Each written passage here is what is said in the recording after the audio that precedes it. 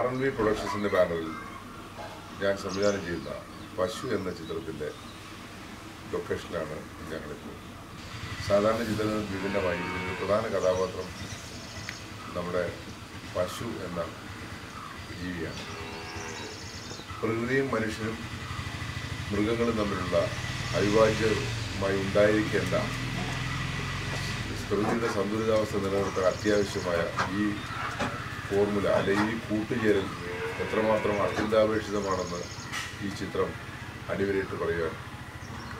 ചിത്രത്തിൽ അടിവരയിട്ട് പറയാൻ ശ്രമിക്കുന്നുണ്ട്.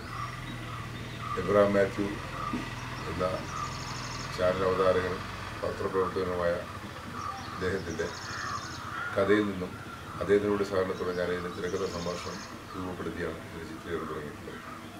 ഇതിൻ്റെ എടുത്തു പറയുന്ന മറ്റൊരു പ്രത്യേകത, ഏതാണ്ട് വർഷങ്ങളുടെ ഇടവേളയ്ക്ക് ശേഷം പ്രശസ്ത ഛായാഗ്രാഹകൻ ശ്രീ സാലി ജോർജ് ഒരു ശക്തമായ തിരിച്ചുവരവ് ഈ ചിത്രത്തിലൂടെ നടത്താൻ മുതിർന്നു എന്നുള്ളതാണ്. മറ്റു പല ചിത്രങ്ങളുടെയും അവസരങ്ങളിൽ നിന്ന് അദ്ദേഹം സ്വമേധയാ അദ്ദേഹത്തിൻ്റെ വ്യക്തിപരമായ ചില കാരണങ്ങൾ മാറി നിൽക്കുകയും ഈ ചിത്രവും ഇതിൻ്റെ കഥയും കഥാപാത്രങ്ങളും കഥാസന്ദർഭവും കേട്ടപ്പോൾ ഞങ്ങൾ തമ്മിലുള്ള ബന്ധത്തിൻ്റെ അടിസ്ഥാനത്തിൽ ഈ ചിത്രത്തിൽ അദ്ദേഹം വർക്ക് ചെയ്യാൻ തയ്യാറായി എന്നുള്ളതാണ് എൻ്റെ വസ്തുത. ഈ ചിത്രത്തിൽ നായകവേഷം ചെയ്യുന്നത് നന്ദു എന്ന് നാമെല്ലാം അറിയപ്പെടുന്ന നന്ദുലാലാണ്. ഈ ചിത്രം പ്രധാനമായും ഷൂട്ട് ചെയ്തത് പുലിക്കുന്ന് എരുമേലി ഫോറസ്റ്റ് ഡിവിഷൻ്റെ കീഴിൽ മുണ്ടക്കയം ഏരിയയിലുള്ള പുലിക്കുന്ന് എന്ന വനപ്രദേശത്താണ്. ഓരോരുത്തരും അവർ ജീവിക്കുന്ന ജീവിത വഴി ആ പന്താവിൽ കൂടി കടന്നു കയറുമ്പോൾ നമ്മൾ കണ്ടുമുട്ടുന്നവരെ കഴിയുന്നതും നമ്മുടെ ഭാഗത്തേക്ക് സ്നേഹം കൊണ്ട് സാംശീകരിക്കാൻ ശ്രമിക്കുമ്പോഴാണ് ഒരു ചിന്താധാര അല്ലെങ്കിൽ ഒരു കലാസൃഷ്ടി അല്ലെങ്കിൽ ഒരു മുന്നോട്ടുള്ള പ്രയാണം സത്യത്തിൽ പൂവണിയുന്നത്.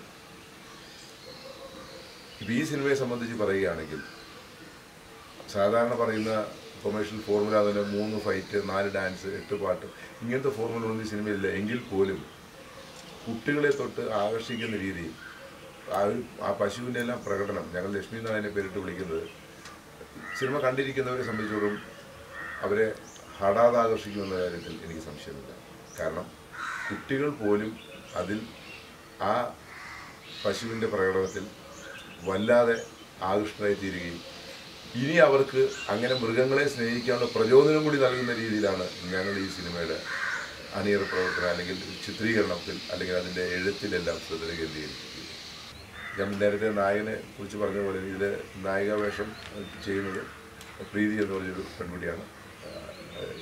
അവളിപ്പോൾ പോണ്ടിച്ചേരി യൂണിവേഴ്സിറ്റിയിൽ PhD റിസർച്ച് ചെയ്തുകൊണ്ടിരിക്കുകയാണ്. അങ്ങനെ വളരെയധികം ഉൽപ്പതിഷ്ണുക്കളായ പുരോഗമനിച്ചിട്ടുള്ളായ അല്ലെങ്കിൽ പ്രതിബദ്ധതയുള്ള അല്ലെങ്കിൽ ഭാവിയെക്കുറിച്ച് വല്ലാതെ സങ്കല്പങ്ങൾ വെച്ച് പുലർത്തുന്ന ഒരു കൂട്ടം ആളുകളുടെ ഒരു കൂട്ടായ്മയാണ് പശു എന്ന് പറഞ്ഞ ഈ ചിത്രം. ഇത് ഒപ്പിട്ടോ അല്ലെങ്കിൽ കണ്ടിരുന്ന ദുരൂഹതയോ അല്ലെങ്കിൽ എഴച്ചിലോ അങ്ങനത്തെ ഒരു ഫോമിലല്ല ഈ സിനിമ ചെയ്യുന്നത്. കാണുന്ന ആൾക്ക് ഇഷ്ടപ്പെടുകയും ചെയ്യാം, നമുക്ക് ഫെസ്റ്റിവൽ പോലുള്ള മത്സരങ്ങളിലേക്ക് അയക്കുകയും ചെയ്യാൻ പറ്റുന്ന ഒരു ദ്വിമുഖ പദ്ധതിയാണ് ഈ ചിത്രത്തിൻ്റെ ഉള്ളിലുള്ളത്. അതിൻ്റെ ഒപ്പം ഞങ്ങൾക്ക് ഞങ്ങളുടെ ഒരു അംഗീകാരം കിട്ടുന്നതിനേക്കാൾ ഉപരി ഇങ്ങനെയുള്ള മെസ്സേജുകൾ ജനഹൃദയങ്ങളിലേക്ക് ചെല്ലേണ്ടത് ഭാവി ലോകത്തിന്, ഞാൻ കേരളത്തിൽ ഇന്ത്യയോ മാത്രം ഉദ്ദേശിച്ചല്ല ഇത് പറയുന്നത്, ഭാവി ലോകത്തിന്, ഭാവി മനുഷ്യ ജീവജാലങ്ങളുടെ നിലനിൽപ്പിന്, പ്രകൃതിയും മനുഷ്യനും മൃഗങ്ങളും തമ്മിലുള്ള ആ ബന്ധത്തിൻ്റെ അത്യന്താപേക്ഷിത ജനങ്ങളിലേക്ക് എത്തിക്കുക എന്നുള്ള ഒരു എളിയ ഉദ്ദേശവും കൂടെ അല്ലെങ്കിൽ വലിയ ഉദ്ദേശവും കൂടെ ഈ എളിയ കലാകാരന്മാരുടെ ഭാഗത്തുനിന്നുണ്ട് എന്ന് പറഞ്ഞുകൊണ്ട് ഞാൻ എൻ്റെ വാക്കുകൾ അവസാനിപ്പിക്കുക.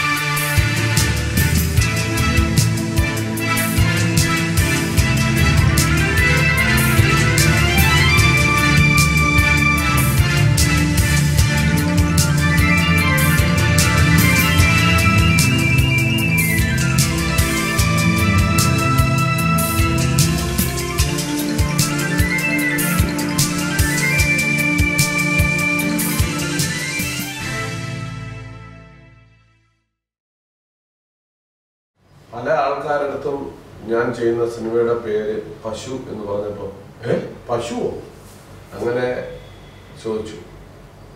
പശു എന്ന് പറഞ്ഞൊരു പേര് ഇടാൻ പാടില്ല എന്നൊന്നും ഇല്ല. പക്ഷെ അങ്ങനെ അതുപോലൊരു പേര് ഒരു പക്ഷേ കേൾക്കാത്തോണ്ടായിരിക്കാം സിനിമയ്ക്ക്. പശു എന്ന് പറഞ്ഞാൽ നല്ലൊരു വളർത്തുമൃഗമാണ്.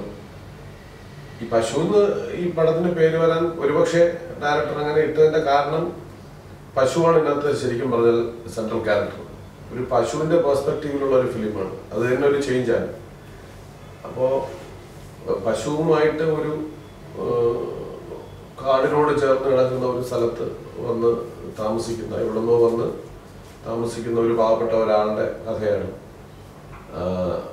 അപ്പോൾ അത് ആ കഥാപാത്രം രാമഭദ്രൻ എന്ന് പറഞ്ഞ കഥാപാത്രമാണ് ഞാൻ ചെയ്യുന്നത്. ഒരു വളർത്തുമൃഗവുമായിട്ട് ആദ്യമായിട്ടാണ് ഞാൻ അഭിനയിക്കുന്നത്.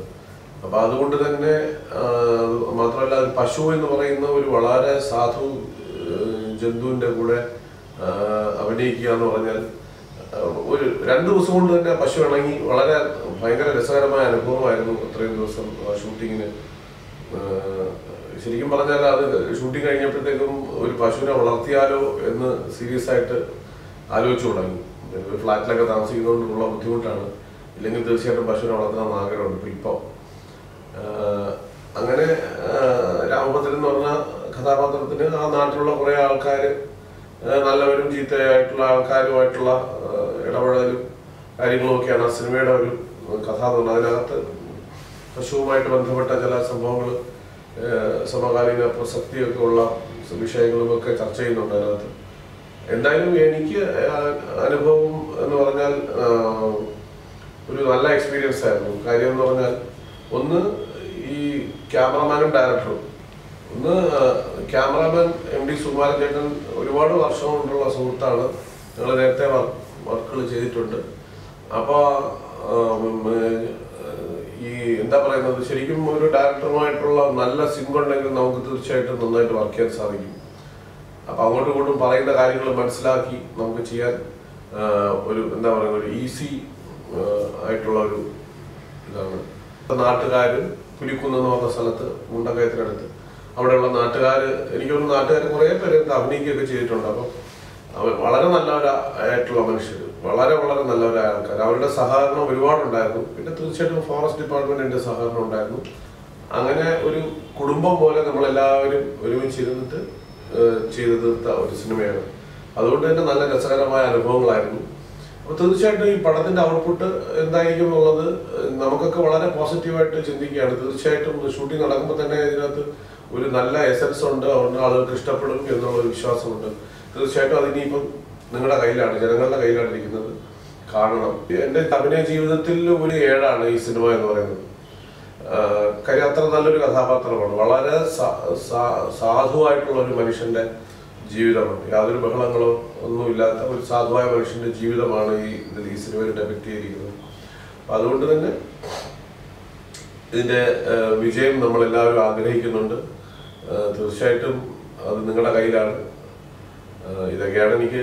പിന്നെ സിനിമയുടെ കഥയും കാര്യങ്ങളൊന്നും പറയാൻ പാടില്ല. തീർച്ചയായിട്ടും കണ്ട് മനസ്സിലാക്കണം. എന്നാൽ പറഞ്ഞു ഞാനും ഒരു പശുവും ആയിട്ടുള്ള ഒരു സ്നേഹബന്ധവും പിന്നെ ആ നാട്ടുകാരുമായിട്ടുള്ള കുറേ സംഭവങ്ങളും, അതാണ് ആ സിനിമയുടെ ഒരു ഇതിവൃത്തം എന്ന് പറയുന്നത്. എന്തായാലും പശു നല്ലൊരു സിനിമയായിരിക്കും. അതുകൊണ്ട് നിങ്ങൾ കാണണം, വിജയിപ്പിക്കണം. ഇത്രയും എനിക്ക് പറയാനുള്ളൂ. Thank you.